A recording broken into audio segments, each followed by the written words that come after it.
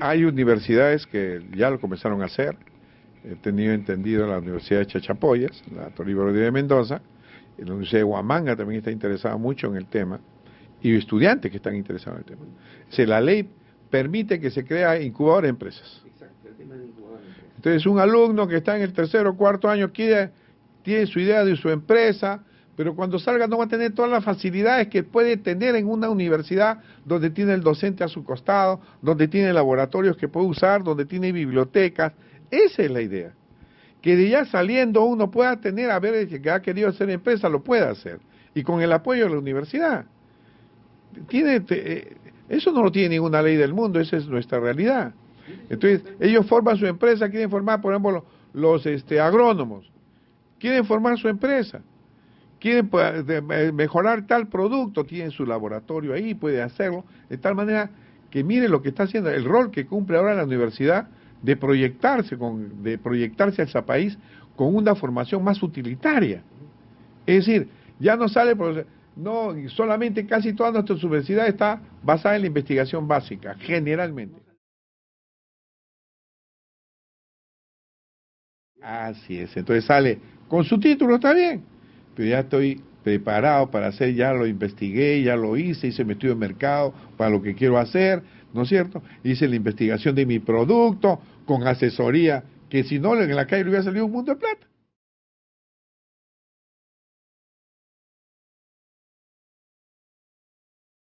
Exactamente, y de eso se trata. Entonces, ¿cuál fue lo que primó en nosotros? Justamente la gran alta tasa de desempleo que sale de la universidad, 38%.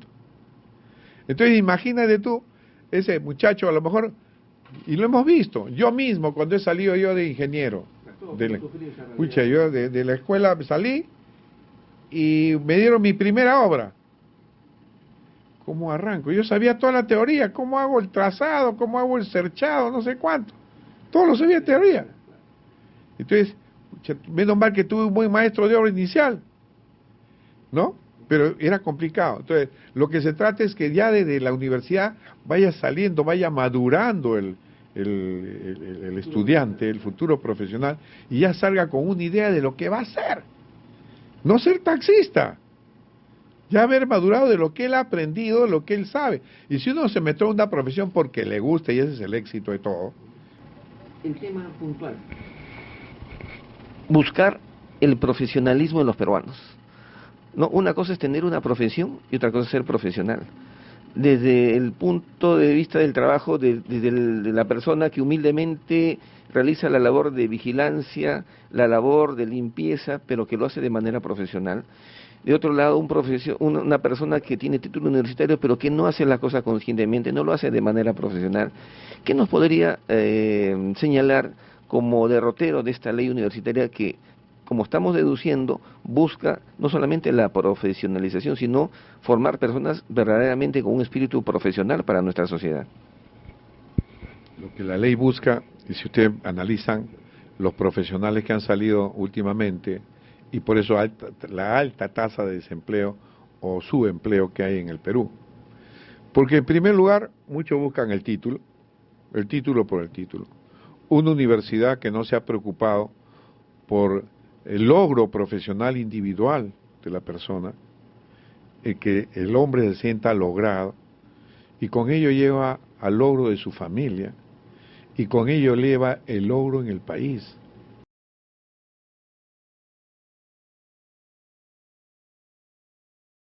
Muchas carreras se escogen porque le gusta el nombre, pero y por otro lado, no damos las carreras en las universidades públicas que satisfagan las necesidades del país.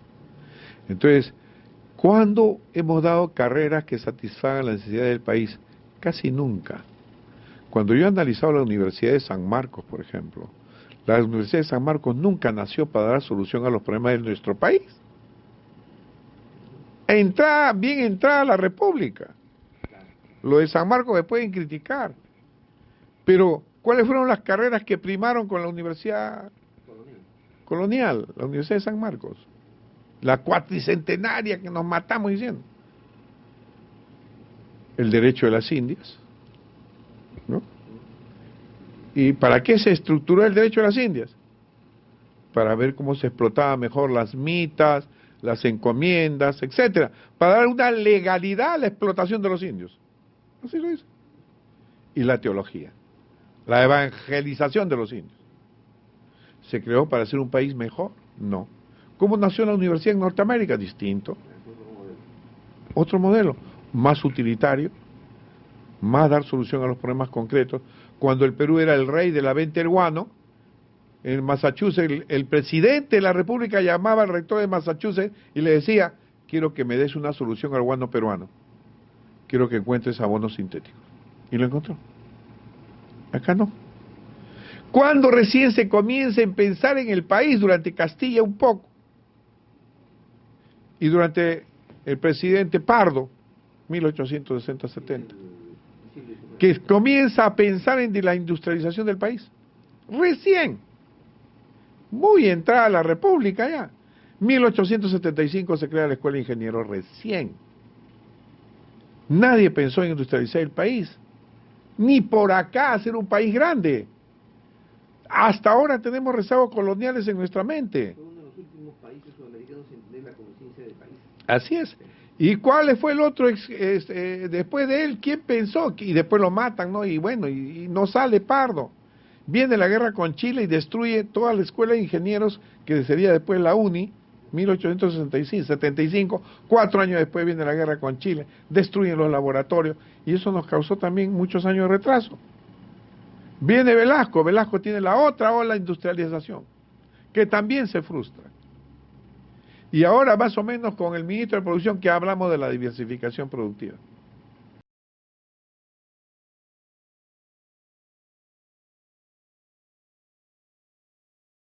Totalmente falso. El Estado ha sido promotor de toda esta explosión de universidades de medio pelo. Dígame si no se ha promocionado las universidades. Tan se ha promocionado que en 1983 teníamos 31 universidades. 1996 que se da el decreto legislativo 882 para promocionar nuevas universidades. Surgen casi 100 universidades más. ¿Qué más promoción que esa? Y surgen las universidades chicha, las universidades que yo le voy a enseñar, una universidad que tiene paredes de caña y calamina, palos, techo de palos y calamina, y es universidad privada, sin baños, esa es universidad privada. Entonces, se promocionó en exceso y con un libertinaje tremendo. Colegios primarios, públicos, eran mejores que muchas universidades. Lo son ahora, mejor que muchas universidades. Sin profesores, estafa por todo lado. ¿Eso a la SUNEDO se le critica? Eso no, la SUNEDO no promueve ninguna universidad. La SUNEDO solo tiene que supervisar la calidad, porque el artículo 16 de la Constitución dice el Estado garantiza la calidad.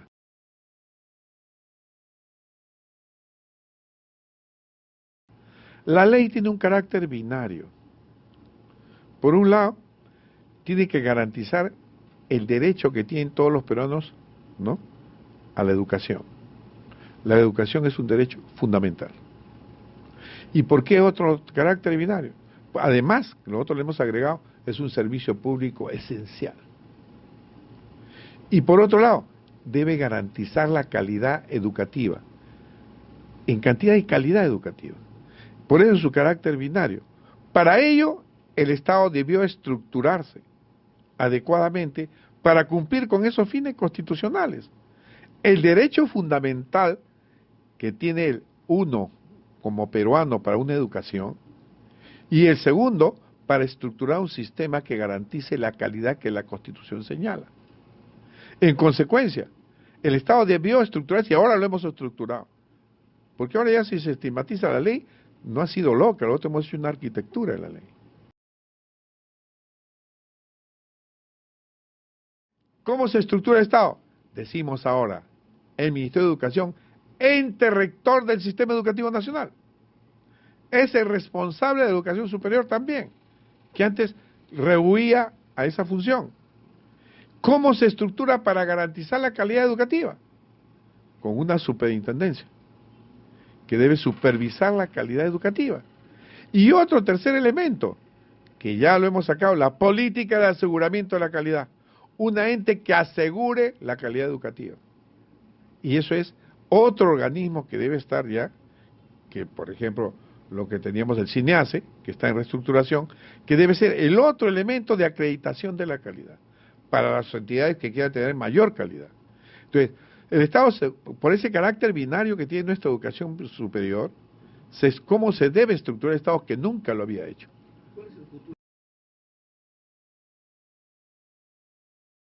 El CINEACE para mí es fundamental, ¿por qué? Porque la acreditación de calidad, la filosofía que tenemos para la cuestión de la calidad es bien simple. Nosotros sacamos el criterio que tenía inicialmente, que era de acreditación obligatoria. ¿Por qué lo sacamos? Porque teníamos 3.200 carreras. Entonces era demasiado.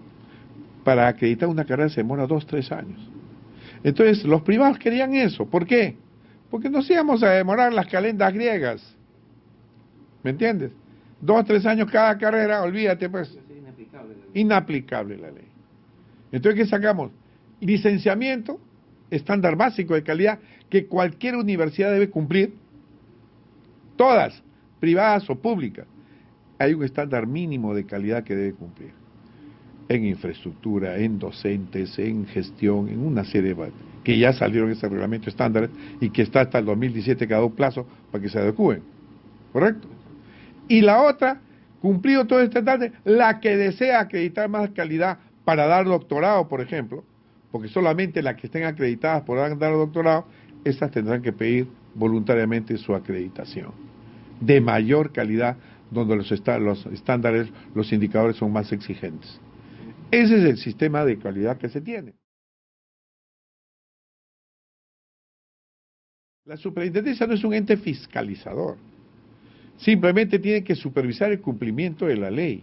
Por ejemplo, cuando la ley dice tienes que tener 25% de profesor a tiempo completo, ¿qué le dice? ¿Cumple o no cumple? Nada más. No cumples. Cumple.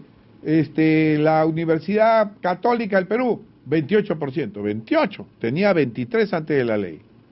Ya se preocupó. En estos 2 años ya subió 5 puntos en profesor a tiempo completo. Tiene 28. Cumple. No cumple, yo me he quedado sorprendido porque yo he sido profesor de la de Lima, 12%. Falta más del doble de profesores para tener a tiempo completo.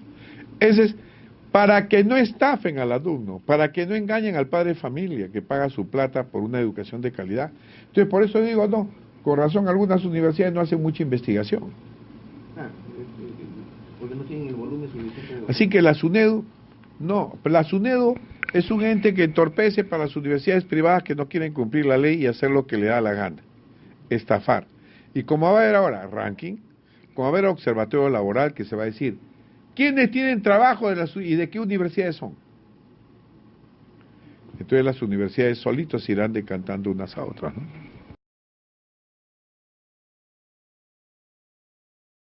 El gran temor es que hagan gobiernos que ni conocen la ley, pero influenciarlos por grandes intereses empresariales, ¿no? Quieran bajarse la ley. Y eso sería un retraso tremendo para el país. Por eso mi preocupación es que rápidamente las universidades públicas se adapten a la ley y que agarre el nuevo gobierno con nuevas autoridades que impida prácticamente su cambio. Que el estudiantado internalice más la ley, que luche por la ley porque es para su beneficio, sobre todo en las universidades públicas. Lo que se busca acá es tener una universidad pública de calidad, que supere a la mejor privada. A la mejor privada del país, acá, y nosotros creemos, como pensamos alguna vez cuando estaba metido en un partido político, y yo también soy independiente, ¿no? Creíamos 5 universidades peruanas en los próximos 5 años deben estar entre las 500 mejores. Ese era nuestro objetivo, ¿no? Entonces ahí, por ejemplo, ya entró la Católica. La Católica este año está entre las 400, entre las 500 primeras. Está entre las 470 y las 500. Ya entró en el grupo. ¿Podemos meter más? Sí. Yo creo que pueden estar 5 universidades, 2 privadas y 3 públicas. Podrían meterse al ranking. Y hemos desplazado una argentina. Está entre las 500. Entonces, ¿podríamos desplazar alguna brasileña? ¿Podríamos desplazar alguna chilena? Yo creo que sí. Y yo estoy seguro. ¿Y quién tiene las mayores ventajas para poder salir? Las públicas. Las públicas antiguas tienen mayores ventajas para poder ubicarse rápidamente en el ranking. No tienen problema mucho de infraestructura. Le faltan laboratorios en algunas que se pueden hacer rápidamente, mejorar su capacidad docente, mejorar sus publicaciones, ¿me entienden? Pero rápidamente yo sé que podían ubicarse. Entonces, es un gran reto. El otro reto, el principal es en el Congreso, que debe sacarse de todas maneras, que no debe participar en las comisiones ni en los debates, gente que esté directamente relacionada con intereses personales. Solamente dice que debe decirlo, pero no dice que debe abstenerse de participar en las comisiones. En ningún país del mundo existe esto, solamente en el Perú, que personas con intereses en conflictos participan de las comisiones y pueden por encima el interés privado sobre el interés nacional. Entonces yo creo de que debe haber una mejor reflexión. Creo que hay candidatos que apoyan la ley, que hay que perfeccionar, ninguna ley es perfecta acá. Imagínense, hemos salido del Congreso, entonces ya no está perfecta, porque tiene que ponerse en consenso y con muchas bancadas. Yo era un solo voto. Entonces para salir hemos tenido que negociar con muchos otras bancadas para que nos apoyen la ley. Acá el problema es que actualmente hay gente que quiere tirarse abajo la ley. Hay gente que quiere desempolvar la ley Cotillo. Hay gente. Ya salió la protesta de los colectivos juveniles y ahora ya se tranquilizó, ahora quieren sacar nuevamente. Cuando esa misma gente apoyó su archivo. Entonces, ¿cuál es el peligro de la ley? Que desgraciadamente en nuestro país las políticas de Estado nunca se pueden cumplir. Entonces, esto es una ley que no va a dar resultado. Algunos saldrán, pero ¿qué resultado da la ley? ¿Qué resultado le va a dar la ley en un año de este tipo? Los resultados se ven en 5 años, mediano, a largo plazo. ¿Cómo vamos a ver, por ejemplo, nuestra primera promoción que salga hablando otro idioma de un colegio, de una universidad pública? ¿Un año? No. Tiene que armarse totalmente la universidad, tener su instituto de idiomas, no sé qué hará. Para que salga uno hablando otro idioma. Hablando, dominando. ¿Cuándo lo ha hecho la universidad pública? Nunca. Ahora tendrá que hacerlo. Entonces eso es un problema. ¿Cuándo ha habido la carrera del investigador dentro de una universidad? Ahora tendrá que hacer la carrera del investigador. Entonces, son retos que nos quedan y que está en juego el desarrollo del país. Si queremos seguir siendo un país extractivista, bueno, en buena hora, pues, seguiremos en la misma tontería. Si queremos agregar conocimiento a las materias primas, comencemos con una revolución en la educación. No tuve la oportunidad de hacer ese agradecimiento anteriormente como cuando fui decano del Colegio Odontológico, pero aprovecho ahora como decano para hacerlo.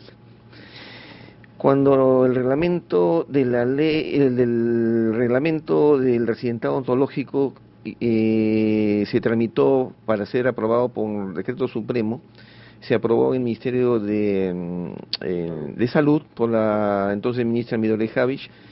Fue aprobado también con el visto bueno posterior del ministro de Trabajo, pasó rápidamente, en menos de 3 días se aprobó, pasaron creo que 5 o 6 días y se firmó también por el ministro del Interior, y cuando llegó al Ministerio de Defensa por razones de trabajo, por razones de carga administrativa, pasaron cerca de 1 mes y medio, 2 meses, y cuando pensábamos que la norma se iba a entrampar ahí, tocamos las puertas de un congresista a quien no teníamos la suerte de conocer y de conversar directamente, como fue el congresista Daniel Mora. Sin conocernos mutuamente, sin tener una relación estrecha con la profesión odontológica, el congresista Daniel Mora nos facilitó de manera rápida, en menos de 4 días, el visto bueno del señor ministro de aquel entonces. El agradecimiento de parte de la profesión odontológica, que se dio posteriormente ya con la firma del señor presidente de la República, pero el agradecimiento personal de toda una profesión hacia su persona, porque permitió el dar ese paso adicional que faltaba para que se aprobara el residentado odontológico.